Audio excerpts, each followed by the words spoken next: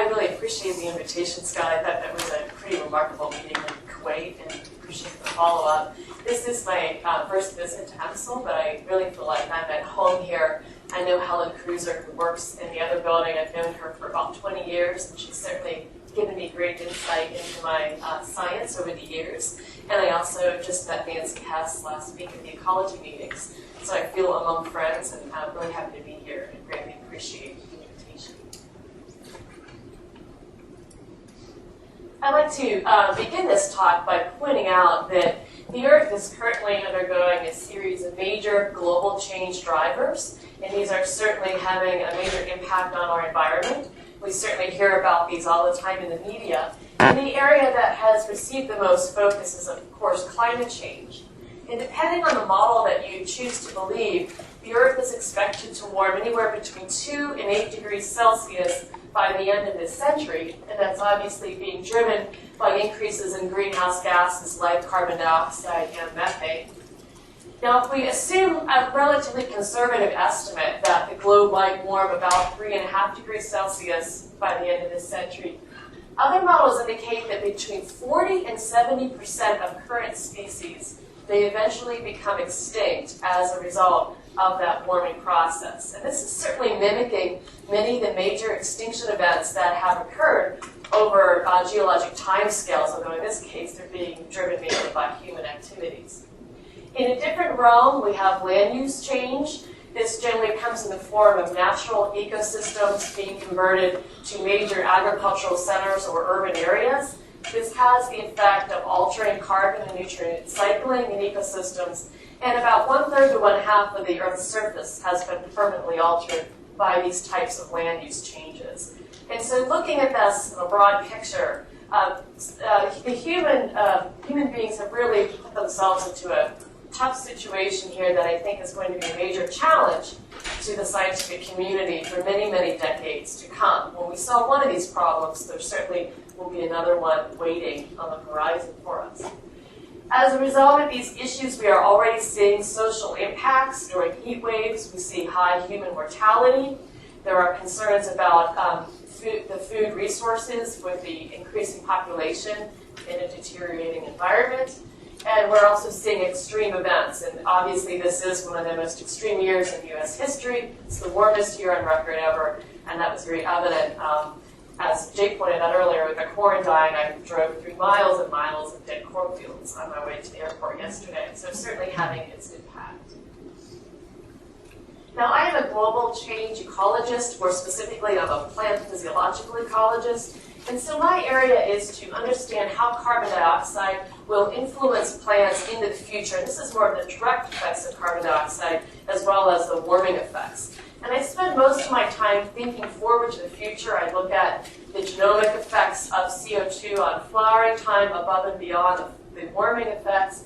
But I'm not going to focus on that today. Today I'm going to take time to look back into the geologic past, because I think this is going to give us some exciting insights into how plants might respond in a future changing world.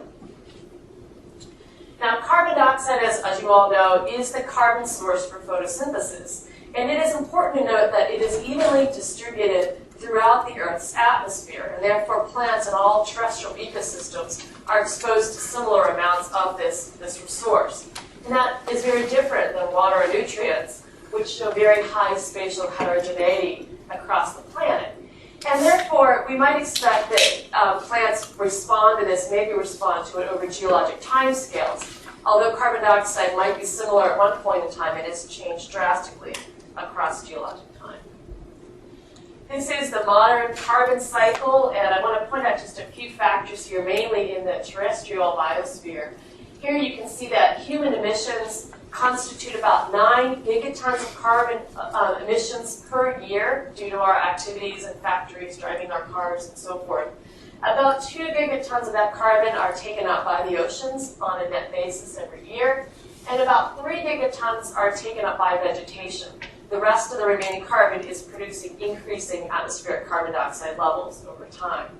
So here note that about 120 gigatons of carbon are released from plant respiration and below ground respiration processes every year, and plants are taking up a bit more of that than what's being given off. And it's important that we understand what these biotic sinks look like in the geologic past, as well as what they will look like in the future. If we don't have a good reference point for how they were functioning prior to human influence, it will be very difficult to know or to estimate what the impacts of humans have been. This gives you a broader idea of how carbon dioxide has changed over the last 400 million years. This is based on a compilation of empirical data as well as model data. This is the time period about 370 million years ago when plants first emerged onto the land. And I put the modern carbon dioxide value here as a reference. It's about 395 parts per million today. Notice that plants emerged onto the land during a period when atmospheric carbon dioxide was extremely high, and this would have been conducive to high rubisco functioning. Rubisco is that enzyme that assimilates carbon dioxide from the atmosphere, and it would have had high functioning under such high carbon dioxide levels. Carbon dioxide has been near modern values during some periods in geologic history.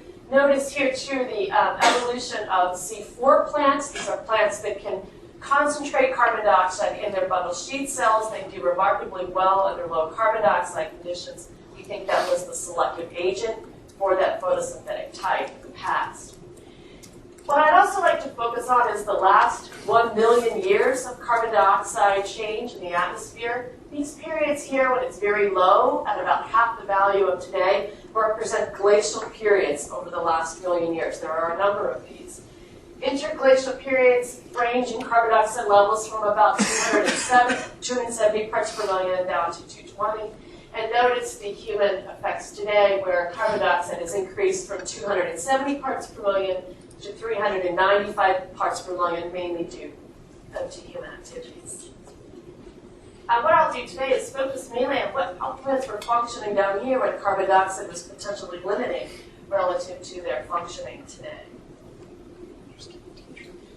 This is the Calvin-Benson cycle. Most of you are familiar with this. This is the old dark reactions of photosynthesis. Here you can see that carbon dioxide is assimilated from the atmosphere. It reacts with the sugar ribulose bisphosphate, forming phosphoglyceric acid, and that is catalyzed by that rubisco enzyme that I mentioned earlier. And eventually glyceraldehyde 3-phosphate is formed, and that is used to make the sugars and starches that produce plant growth. Eventually, ribulose bisphosphate is regenerated.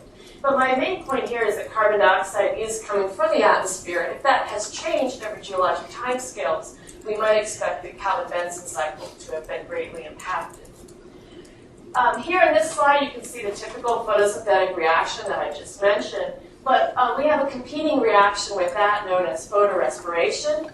And in this process, rubisco catalyzes the reaction of oxygen with ribulose bisphosphate rather than with carbon dioxide.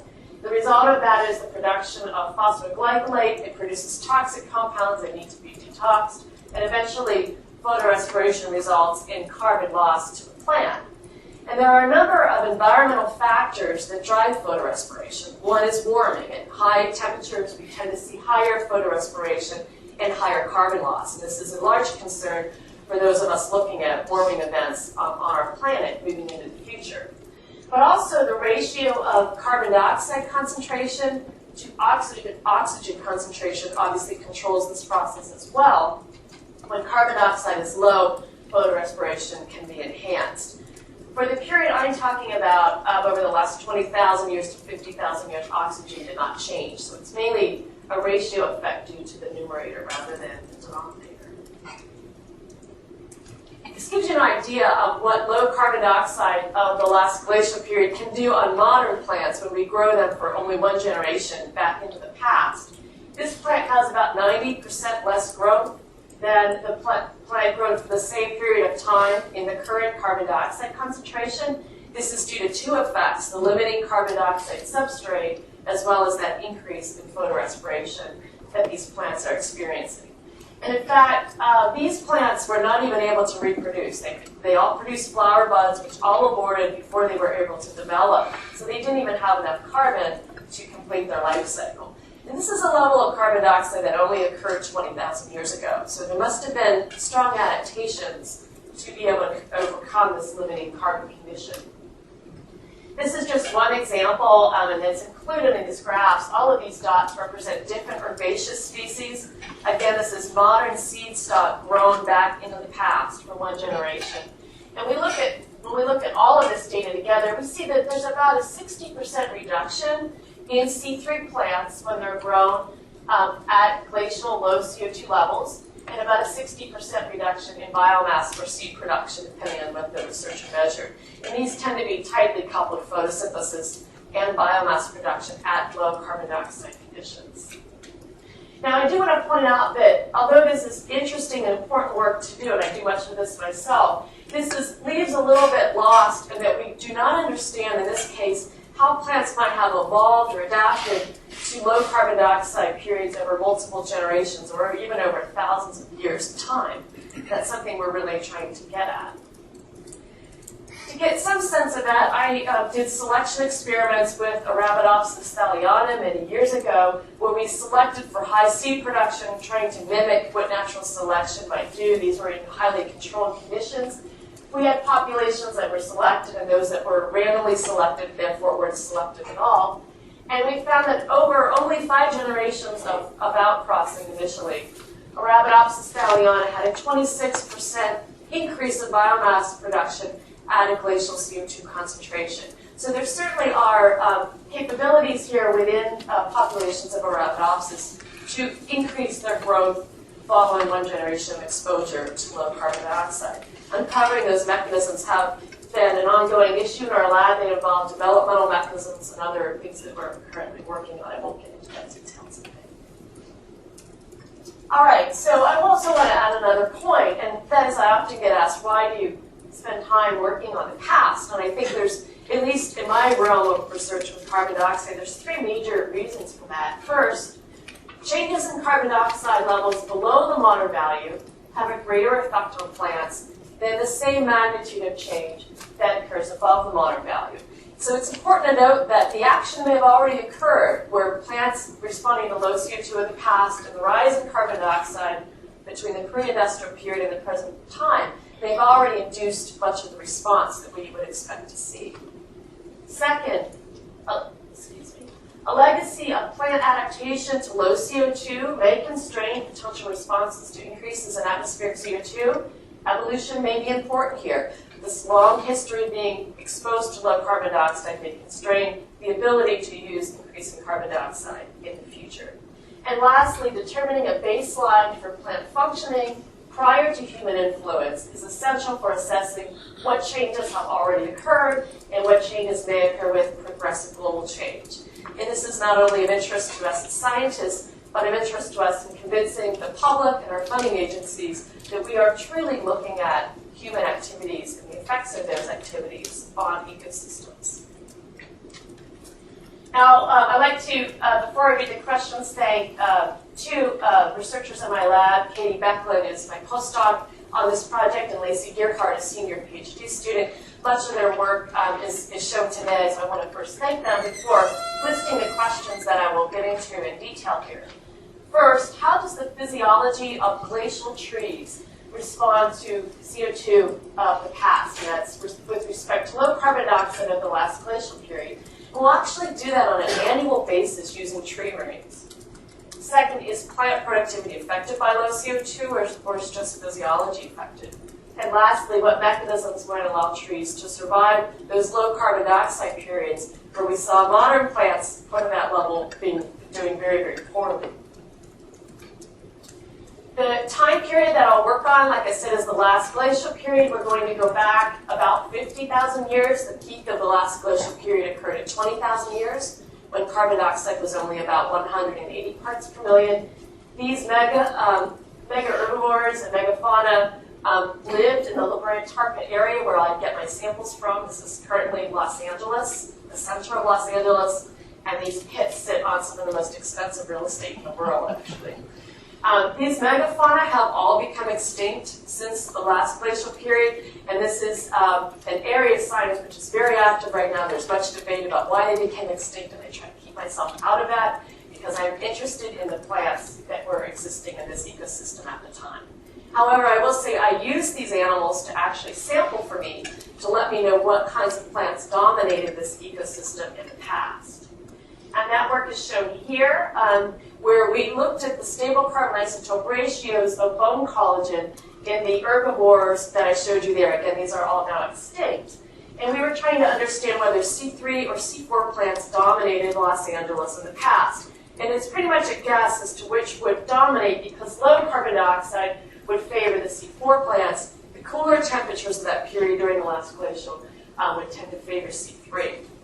So we extracted bone collagen from these interesting animals. We ran the bone collagen in a stable isotope ratio mass spectrometer, and we corrected it with an offset, which corrects for the difference between bone collagen and the stable carbon isotope values of what the animal actually ate to get a plant value.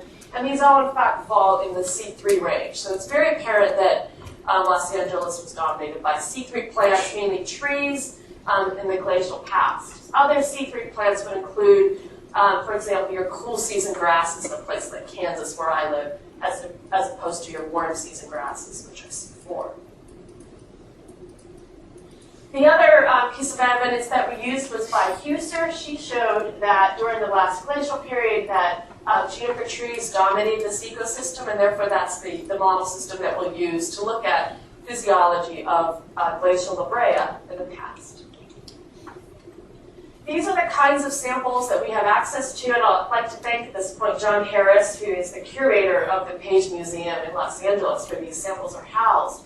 And they range anywhere from large trunks, where we actually sample across the entire trunk, to trees like this, which of course we would not want to destructively sample, but we can actually core these just like we would trees in the forest. And it's a little embarrassing to be coring this tree when you're in a museum, as opposed to doing rugged field work, but that's how we've gotten these samples. And note the beautiful tree ring profile across these samples through time. All right, there's a few steps that we take to be able to analyze these samples. Obviously, they're full of asphalt because they're in the La Brea tar pits. They've been recovered from there. So we need to put them through a toluene ethanol treatment. This takes about a week to remove the lipid and tar from these samples. We then remove lignin and hemicellulose through a sodium chloride acetic acid wash, doing it the old way. And then we get alpha-cellulose extraction following the sodium hydroxide and acetic acid wash. And we get really pure cellulose here. It's quite clean. We've done a stoichiometry and are comfortable with how clean this is. Then we run these samples through an Isotope-Ratio mass spectrometer, and this is a little bit different than some of the mass spectrometry that many of you use here. But basically, not so different, but the fact is you're bending these gases that are ionized with a magnet, and your mass 44 is going to be your carbon-12 carbon dioxide. This is going to be most abundant in the atmosphere. It's a stable molecule. The mass 45 is your carbon-13 carbon dioxide molecule. It's heavier and it's stable. And plants do fractionate against this molecule. I'll talk a little bit more about that in a minute. All right, so what can we learn from studying stable carbon isotope ratios on wood that comes out of individual tree rings from our samples? The main measurement that we can determine is what's called CI-CA ratios. CI is the intercellular carbon dioxide concentration that occurs just inside the leaf, right inside the stomata. So this open area as you move inside the pores on the leaf surface. Ca is the atmospheric carbon dioxide concentration, and we get that directly from ice cores from Antarctica and other areas. So CI-CA represents a trade-off between carbon gain, carbon dioxide input into the leaf, and water loss. So for example, if it were very dry in an ecosystem, the stomata would tend to close, and the CI-CA ratio would go down. In a wet ecosystem, the stomata would open, and the CI-CA ratio would get closer to 1, because entry of carbon dioxide into the leaf would be more easy under that condition. Under low carbon dioxide, one might hypothesize that stomata would need to remain more open to allow the diffusion of carbon dioxide into the leaves under that environment. So we'd expect maybe that CI-CA ratios would be higher under low carbon dioxide conditions, at least as a first round of making a hypothesis. I also want to point out that in addition to stomatoconductance, which is the level of opening of these stomates on the leaf surface, photosynthetic capacity can also affect the CI-CA ratio. The reason for that is as the carbon dioxide is diffusing in this intercellular space, it's being drawn down in photosynthesis in the mesophyll cells. And if there's large numbers of photosynthetic layers or you have high functioning of photosynthesis in these cells, you're going to bring down the level of carbon dioxide in these cells faster, and that's going to actually reduce CI-CA ratios. So both factors can be important here. All right, the next thing that we do after we get a C13 to C12 ratio on the wood that I mentioned, we calculate the CI-CA ratio using this equation. This is stable carbon isotope discrimination. We take the carbon isotope ratio of the air, and that actually has changed through time. It was negative 6.5 per mil in the glacial, it's negative 8 approximately today. We subtract the leaf carbon isotope ratio value and divide by this denominator. And from there, we can calculate CI-CA ratio because we now know the carbon discrimination value in A and B are constants that account for the slower diffusion rate of carbon-13 CO2 versus carbon-12 CO2, and also account for heavy fractionation of rubisco against carbon-13 CO2. The next thing that I'd like to mention is that we used, as I said, glacial La Brea-Tarquin samples. We have two controls for these samples. One is a control for location. Here we collected similar species in the modern ecosystem near La Brea today at low altitudes. The problem with this is that although they control for location, today it's much drier in the La Brea area and much warmer than it was during the last glacial period. So as a control for that and to help isolate the carbon dioxide effect, we also include samples from nearby high elevations where it's higher precipitation and lower temperatures which more approximate the last glacial period. And I'll also point out that although CO2 partial pressure is lower at these higher altitudes, it doesn't have much of an effect on the physiology in this case. This is the first set of data I'd like to point out, and I first want to orient you to this. Each one of these different colors represents a different sample from the La Brea tar pits. These are the ancient samples. This is one Holocene sample, and this is your high elevation modern trees and your low elevation modern trees. Both of these are different control types. I stacked these values from maximum to minimum, so they're not shown across the development of the tree, rather from high to low in this case. The black squares show you the mean value. On the top is CI-CA and the bottom is CI. I'll talk about it in a minute. But notice that CI-CA ratios, unlike what I hypothesized, stayed the same over 50,000 years of time. This is an interesting idea, and I'll show here there were no statistical differences between the past and the present.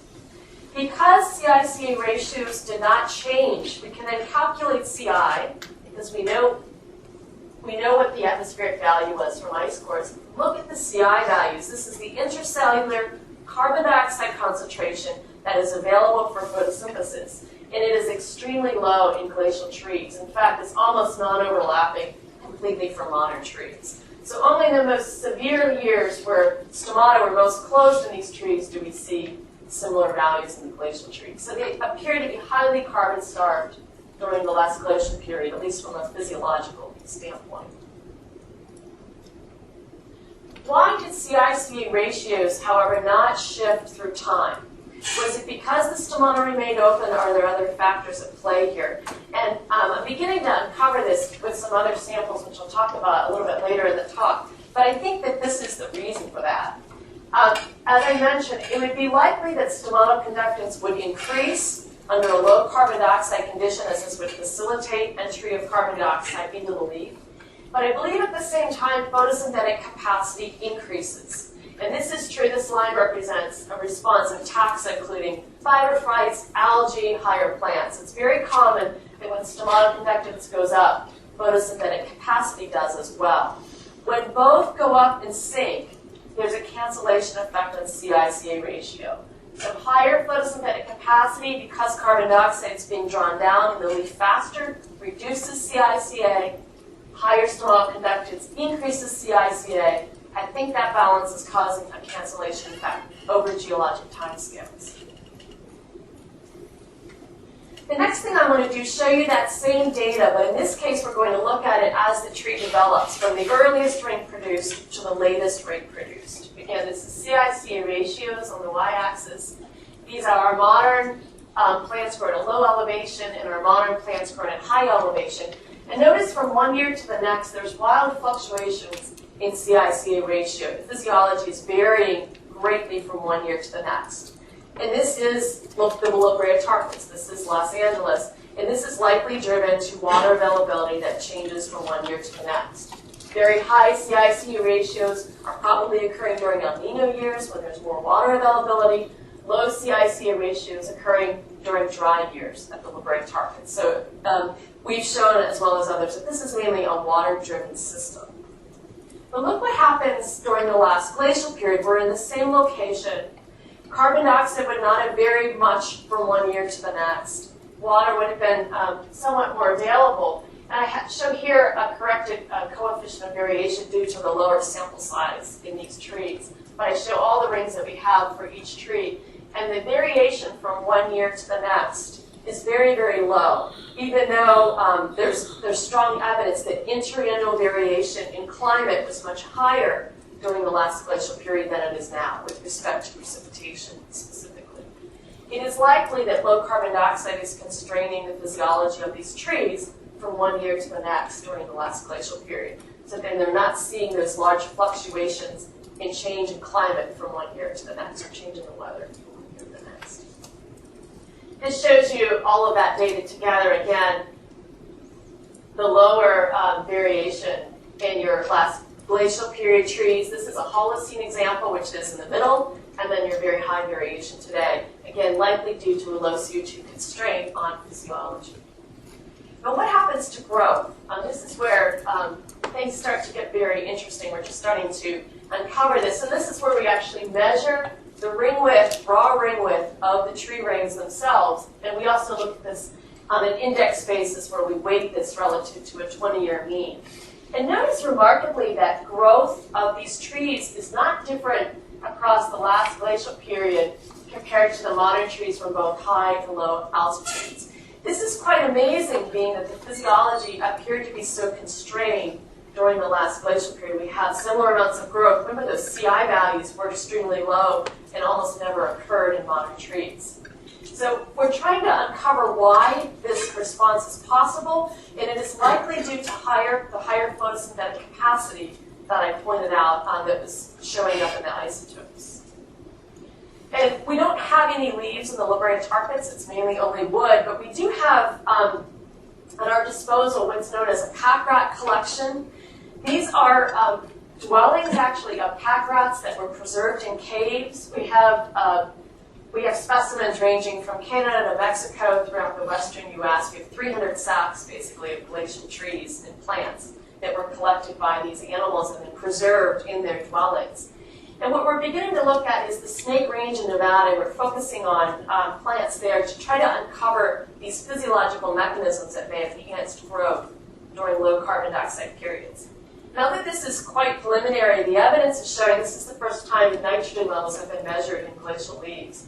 We do find that leaf percent nitrogen is extremely high, and this is actually pine and understory species during the last glacial period, and that would strongly support this idea that photosynthetic capacity was higher in leaves during the last glacial period compared to what it is today.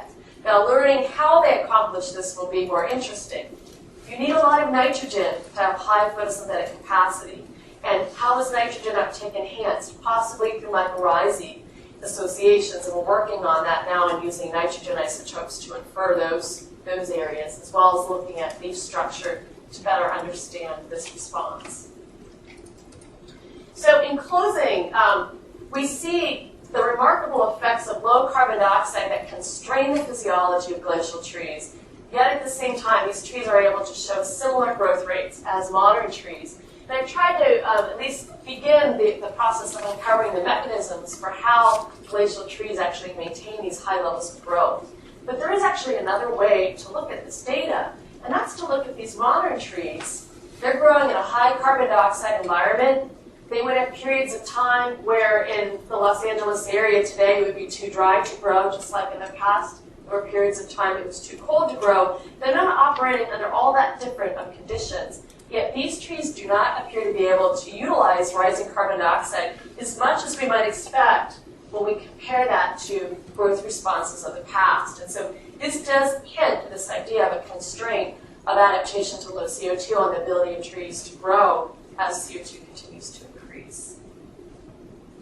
We're going to continue this work by also looking at one other system, and this is with kauri trees in New Zealand. The interesting thing there is this is a different hemisphere, and not only was carbon dioxide low during the last glacial period, but some ecosystems in New Zealand were much drier, so we can look at that double stress effect on physiology and growth in the past.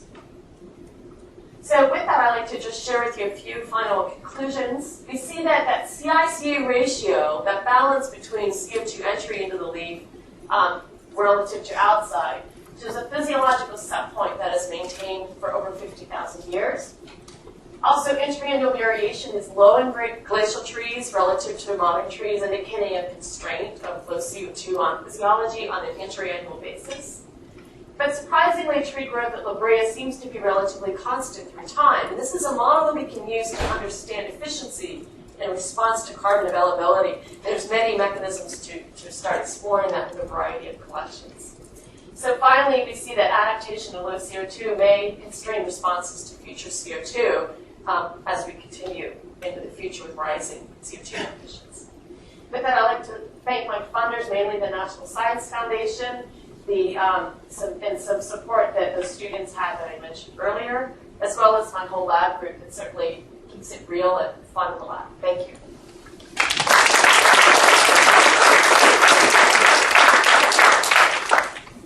All right. We have some questions for Joy. All right, I'll start with the question. So you talked about influence of CO2 on the mycorrhizal communities. What kind of ideas do you have for assessing that? That's a great question.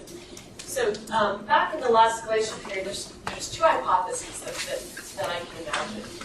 There is indications that in La Brea, nitrogen, and the Snake Range as well in Nevada, that soil nitrogen may have been somewhat higher, but carbon dioxide was low. When carbon dioxide is low, photosynthase is expensive to manufacture, and that's what you're feeding your mycorrhizae with. So those combinations of factors would indicate mycorrhizae may become more parasitic during the last glacial period. But at that same time, if you look at those photosynthetic capacity levels as inferred from nitrogen concentrations in the leaves, that's going to take a high level of nitrogen. And we're starting to look at pines right now, which tend to rely on ectoves. And it appears from the stable nitrogen isotope ratios that they utilize those to a different degree in the past than what they do now. So that's where we're headed. This idea of mycorrhizae being a parasitic association at some time periods in the geologic past versus it moving potentially more into a mutualistic scenario in modern conditions where carbon dioxide is higher, photosynthetic is cheaper.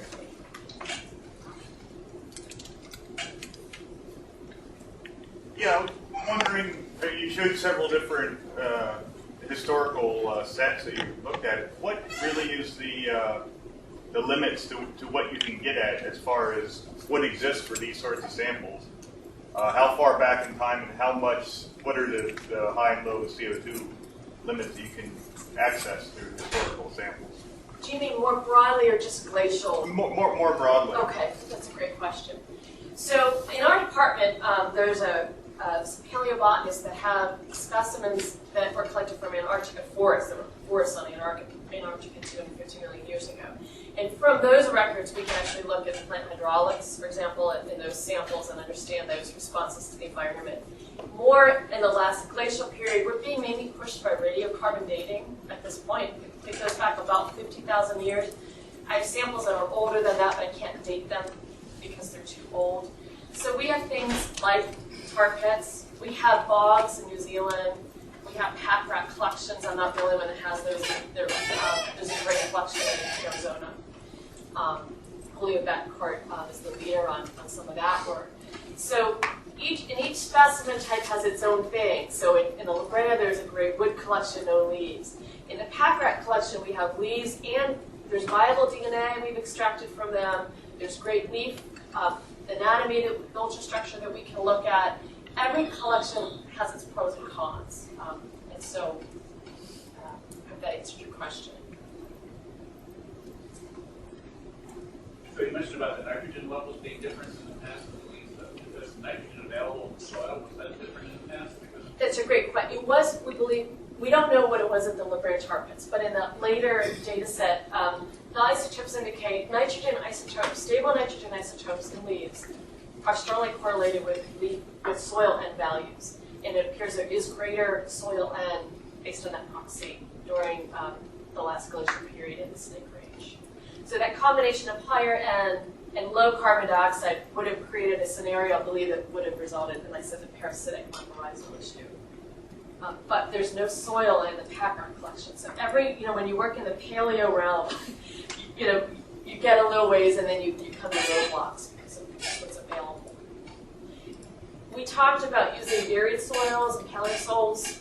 The problem with that, they're great for many, many things, but they're not great for necessarily knowing what nutrient levels there were in those soils when plants were actually active in those soils 20,000 years ago. And I would be very cautious in analyzing some of those soils and equating that with what plants were experiencing at that time. It's a great question. It's a tough one.